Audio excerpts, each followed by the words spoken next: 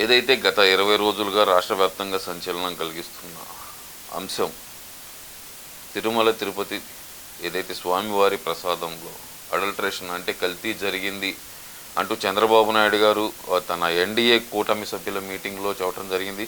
దాని తర్వాత అది ఒక వార్తలాగా దావాలనంలాగా ప్రపంచాన్ని మొత్తం చుట్టేసి ఇది ఒక రకంగా చెప్పాలంటే సనాతన ధర్మం అలాగే చూస్తే కనుక హిందూ తత్వం అనే దాన్ని పెంచి పోషించే విధంగా ఉంది అంటూ వైసీపీ నాయకులు కామెంట్లు చేసే దాకైతే వెళ్ళింది. కానీ ఇక్కడ మనం ఆలోచించాల్సింది ఏంటంటే కనుక ఆ రోజు చంద్రబాబు నాయుడు గారు చెప్పింది ఒకటి. ఏం చెప్పారు? లడ్డులో ఏదైతే స్వామివారికి చేసే ప్రసాదంలో జంతువుల కొవ్వుతో తయారు చేసిన నూనె కలిపే స్థాయికి నాయకులు వచ్చారు అంటే ఎక్కడికి పోతున్నాం మనం అంటూ ఆయన చెప్పేశారు. కానీ ఈరోజు సుప్రీంకోర్టులో ఏదైతే ఉందో సుప్రీంకోర్టు ఇచ్చిన ఆదేశాలు, it's not A order, supreme court already చాలా క్లియర్గా అయితే చెప్పింది. ఏమని చెప్పింది? ఈ కేసు కొనసాగుతుంది, ఇక్కడ కొనసాగుతూనే ఉంది. కాకపోతే కేంద్రం నుంచి 2 సిబిఐ అధికారుల్ని, రాష్ట్రం నుంచి 2 అధికారుల్ని, ఎఫ్ఎస్ఎస్ఐ నుంచి ఒక ఏదైతే సీనియర్ ఉంటారో ఆ సీనియర్ వ్యక్తిని తీసుకొని ఆ సీనియర్ వ్యక్తి నేతృత్వంలో ఎఫ్ఎస్ఎస్ఐ నుంచి వచ్చే వ్యక్తి నేతృత్వంలో ఈ 4 మొత్తం 5 సభ్యుల కమిటీ అనేది నిజ నిర్ధారణ కమిటీని ఏర్పాటు చేసింది. అంటే ఇప్పుడున్న సిట్ని తప్పుపట్టిందా అంటే సిట్ని ఎక్కడ తప్పుపట్టలేదు. కానీ వైసీపీ నాయకులు మన జగన్మోహన్ రెడ్డి తెలిసి తెలియక చేస్తున్న వ్యాఖ్యలే కానీ ఇవన్నీ సిట్ని తప్పుపట్టింది ఎక్కడా లేదు. ఇంకో విషయం కూడా జరిగింది. కాకపోతే వీళ్ళందరూ దాన్ని కవరింగ్ చేసుకుంటే అది చంద్రబాబు నాయుడు గారిని అన్నారు అంటూ వీళ్ళు పెద్ద కవరింగ్ చేస్తున్నారు. కానీ సుప్రీంకోర్టు చెప్పింది ఏంటంటే కనుక దీనికి కూడా వైవి సుబ్బారెడ్డి అబ్జెక్షన్ పెట్టే పరిస్థితి ఉన్నప్పుడు ఆంధ్రప్రదేశ్ నుంచి అధికారులు వద్దు అని చెప్పే పరిస్థితుల్లో ఎవరైతే వైవి సుబ్బారెడ్డి తరఫున వాదిస్తున్న మన పొన్నవోలు అంటే మీకు తెలిసి ఉండకపోవచ్చు. అదే పంది కొవ్వును బంగారంతోనూ ఆవు నెయ్యిని ఎత్తడితోనూ రాగితోనూ పోల్చిన మన పొన్నవోలు అడ్డుపడే క్రమంలో దీనిని రాజకీయాలు చేయమాకండి, తిరుమల వెంకన్నని రాజకీయాలకు ముడిపెట్టమాకండి అంటూ పొన్నవోలుని అంటే వైవి సుబ్బారెడ్డి తరఫున వాదిస్తున్న లాయర్ని అడ్డుకున్న పరిస్థితి అయితే మాత్రమే కనిపిస్తుంది ఇక్కడ. కానీ ఇక్కడ మనం ప్రధానంగా గమనించాల్సింది ఏంటంటే కనుక ఇప్పుడున్న సిట్ని ఏమైనా తప్పుపట్టిందా? తప్పుపట్టలేదు. సెంట్రల్ గవర్నమెంట్ సిట్ని ఏమైనా తప్పుపట్టిందా? సుప్రీంకోర్టు ఆల్రెడీ సెంట్రల్ గవర్నమెంట్ని అడిగింది. ఎవరైతే సొలిసిటర్ జనరల్ ఉంటారో జనరల్ తుషార్ మెహతా గారిని క్లియర్గా అడిగింది. ఏమని అడిగింది? మీకు సిట్టు సరిపోతుందా, లేదంటే స్వతంత్ర దర్యాప్తు సంస్థ ద్వారా మీరు ఎంక్వైరీ చేయించాలనుకుంటున్నారా, లేదంటే మమ్మల్ని డెసిషన్ తీసుకోమంటారని అడిగితే మేము సిట్టుతోటి సంతృప్తిగా ఉన్నామని చెప్పి తుషార్ మెహతా గారు చాలా క్లియర్గా అనేది చెప్పడం అయితే జరిగింది ఇక్కడ. అంటే ఇక్కడ సెంట్రల్ గవర్నమెంట్ కూడా సిట్టు మీద కరెక్ట్గానే ఉన్నారు. ఇక్కడ ఇంకో విషయం కూడా మనం ఆలోచించాల్సింది ఏంటంటే ఇవన్నీ తెలిసిన తర్వాత కూడా మన జగన్మోహన్ రెడ్డి ఇక్కడ ప్రెస్ మీట్ పెట్టి మరి ఆయన ఏం చెబుతుందంటే 30వ తారీఖే ఆర్డర్ ఇచ్చేశారు, 30వ తారీఖే సుప్రీంకోర్టు ఆర్డర్ ఇచ్చేసింది అన్నట్టు ఆయన చేసిన వ్యాఖ్యలు ఒక్కసారి మీకు వినిపించి ఆయన ఏం మాట్లాడుతున్నాడో విందాం. ఆయన పాయింట్ టు పాయింట్ లింకింగ్ చెప్తున్నారు, కానీ ఏది ఫస్ట్ పాయింట్కి చివరి పాయింట్కి లింకింగ్ చెప్తున్నారు, మధ్యలో జరిగిన కాన్వర్జేషన్ అనేది వదిలేస్తున్నారు. ఆయన ఒక్కసారి ఆయన ఏం మాట్లాడుతున్నాడో విందాం.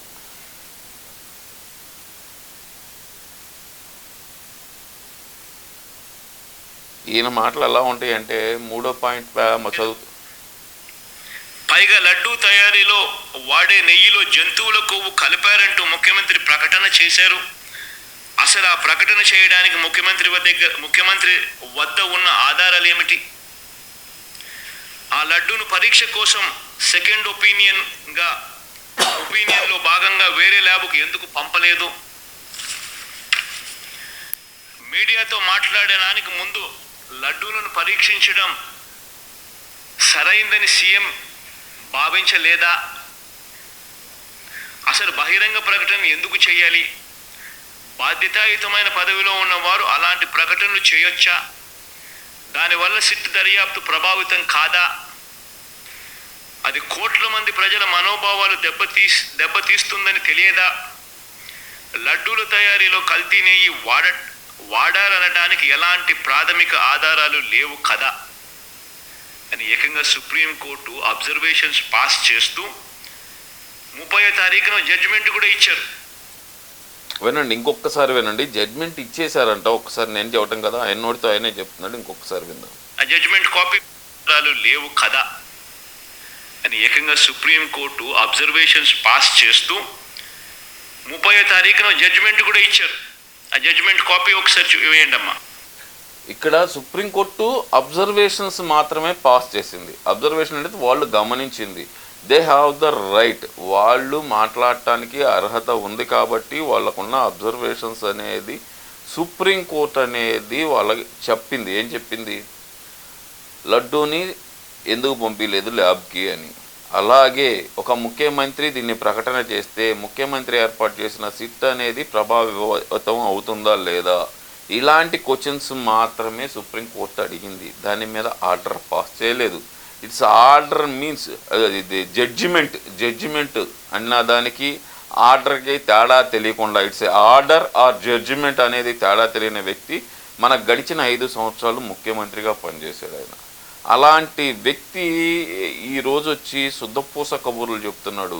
ఇలాంటివి ఎన్నో సుప్రీంకోర్టు ఇచ్చిన తీర్పుల్ని ఆదేశాలని తొంగలో తొక్కిన జగన్మోహన్ రెడ్డి ఈరోజు సుప్రీంకోర్టుని నెత్తిన మోస్తున్నాడు అంటే కనుక ఆయన ఏం కావాలని మొయ్యట్లేదు. ఇక్కడ కావాలని మొయ్యట్లా, ఏదో ఒకటి కావాలి. ఇవాళ శుక్రవారం ప్రెస్ మీట్ పెట్టాడు, కాసేపట్లో బెంగళూరు వెళ్ళిపోతాడు, మళ్ళీ మంగళవారం వస్తాడు, మళ్ళీ మంగళవారం సాయంత్రం వచ్చేసరికి ఏదో ఒక స్టఫ్ కావాలి. బుధ గురువారాలు మాట్లాడటానికి ఏదో ఒక స్టఫ్ కావాలి కదా. అంటే ఈ లోపు ఎవరొకళ్ళు మాట్లాడిన దానికి వీటన్నిటికీ ఏదో ఒక స్టఫ్ కావాలి కదా. దానికోసం మాట్లాడాడంతే. తెలిసి తెలియని తత్వం, దాని గురించి మనం ఆలోచించాల్సిన అవసరం లేదు. ఇక ఆయన ఇప్పుడు మాట్లాడుతున్నాడు. ఇంకొకసారి విందాం ఆయన ఏం మాట్లాడుతున్నాడు. మళ్ళీ జడ్జిమెంట్ అని మాకండి. 30వ తారీఖు వచ్చిన జడ్జిమెంట్ కొంచెం పైకి బామ్మా. 30వ తారీఖు జడ్జిమెంటే రాలేదయ్యా బాబు అంటే కనుక అది ఆర్డర్ వేరు, జడ్జిమెంట్ వేరు, దాన్ని వేరు. సుబ్రహ్మణ్యం స్వామి వర్సెస్ స్టేట్ ఆఫ్ ఆంధ్రప్రదేశ్. కొంచెం కిందికి రామా.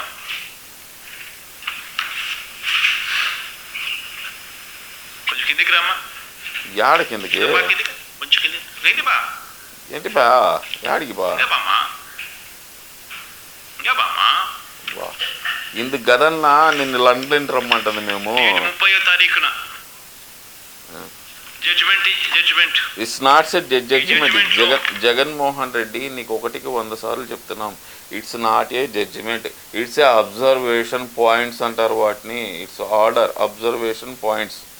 ఆర్డర్ వేరు, జడ్జిమెంట్ వేరు, వీటన్నిటికీ తేడా లేకుండా పాపం అంతేలే. మనం 3500 వాయిదాలు తీసుకొని కోర్టు గురించి మర్చిపోతే ఎలా జగన్మోహన్ రెడ్డి?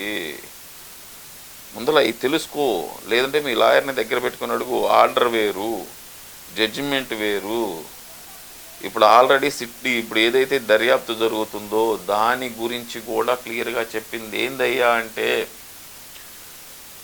ఏదైతే సుప్రీంకోర్టు ఏం చెప్పింది, అక్కడ కేసు కొనసాగుతూనే ఉంటుంది. ఇక్కడ విచారణ కొనసాగుతుంది, సుప్రీంకోర్టులో కేసు అనేది కొనసాగుతుంది అని క్లియర్గా చెప్పింది. అంటే అర్థం ఏంటి? ప్యారలల్ వర్క్ అనేది నడుస్తుంది. దీంట్లో ఎంతటి మగాడైనా సరే, ఎవరికైనా సరే తోపు అనుకున్నాడికి తప్పు చేస్తే కనుక ఎవడైనా సరే తుప్పు రేగొట్టవచ్చు. నేను ఇందాకే చెప్పాను, మీకు చాలా క్లియర్గా చెప్పాను. దేవుడితో రాజకీయాలు, ఆంధ్రప్రదేశ్ అధికారులని వద్దు అని చెప్పి, ఎందుకంటే కనుక దీన్ని రాజకీయ రంగు పొలవాలని చూసిన మీ బాబాయ్ వైవి సుబ్బారెడ్డికి మాత్రమే చెప్పు దెబ్బ లాంటి మాట చెప్పింది సుప్రీంకోర్టు. ఏమని? వెంకన్న విషయాల్లో రాజకీయాలు చేయొద్దు, స్వామివారిని రాజకీయాలతో ముడిపెట్టొద్దు అని చెప్పి చెప్పుతో కొట్టినట్టు సమాధానం చెప్పింది సుప్రీంకోర్టు. దాన్ని చంద్రబాబు నాయుడు గారికి ఆపాదిస్తున్నారు మీరు. అయినా సుప్రీంకోర్టు చాలా క్లియర్గా చెప్పింది ఏందయ్యా అంటే కనుక ఇంకో విషయం కూడా చెబుతున్నా. ఇక్కడ ఈ విచారణ జరుగుతుండగానే సుప్రీంకోర్టులో కూడా విచారణ జరుగుతుంది. ఈ కేసు మూసివేయబడలేదు. విచారణ కమిటీ వేసిన తర్వాత కేసు క్లోజ్ చేయాలా. It's not A closed case, it's a opened case. ఇది తెలుసుకో ముందల.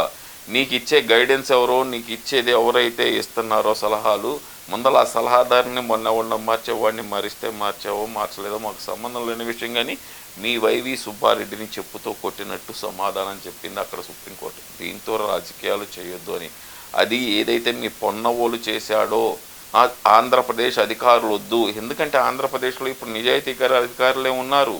ఎందుకంటే సిట్లో వేసిన దర్యాప్తులో వేసిన వాళ్ళందరూ ఎంత అలాంటి వాళ్ళు అనేది పాపం వాళ్ళకి తెలుసు. అందుకనే భయపడి సుప్రీంకోర్టు దాకా పరిగెత్తారు. సిట్లో దర్యాప్తులో ఉన్న అధికారులు వాళ్ళ క్యాపబిలిటీ తెలుసు కాబట్టి భయపడి పంచె తడుపుకుంటా అక్కడ దాకా పరిగెత్తారు. కానీ వాళ్ళ అదే సిట్ అధికారులు మళ్ళీ ఈ కమిటీలోకి వస్తున్నారు. తర్వాత మీ కథ ఎలాగో ఉండబోతుందో తెలిసిందే కదా. పొయ్యి వెంకన్నతో పెట్టుకున్నారు. వైవి సుబ్బారెడ్డి కానీ, ఈ బొమ్మన కరుణాకర్ రెడ్డి కానీ, లేదంటే జగన్మోహన్ రెడ్డి కానీ, వీళ్ళందరూ పొయ్యి వెంకన్నతో పెట్టుకున్నారు. వెంకన్నతో పెట్టుకుంటే కనుక వడ్డీ కాసుల వాడు వడ్డీ వేయటం మొదలుపెట్టాడు. 151 నుంచి 11కు తీసుకొచ్చాడు. 151 నుంచి 11కు తీసుకొచ్చాడు. 11 నుంచి 1కి తీసుకురాకుండా చూసుకోండి.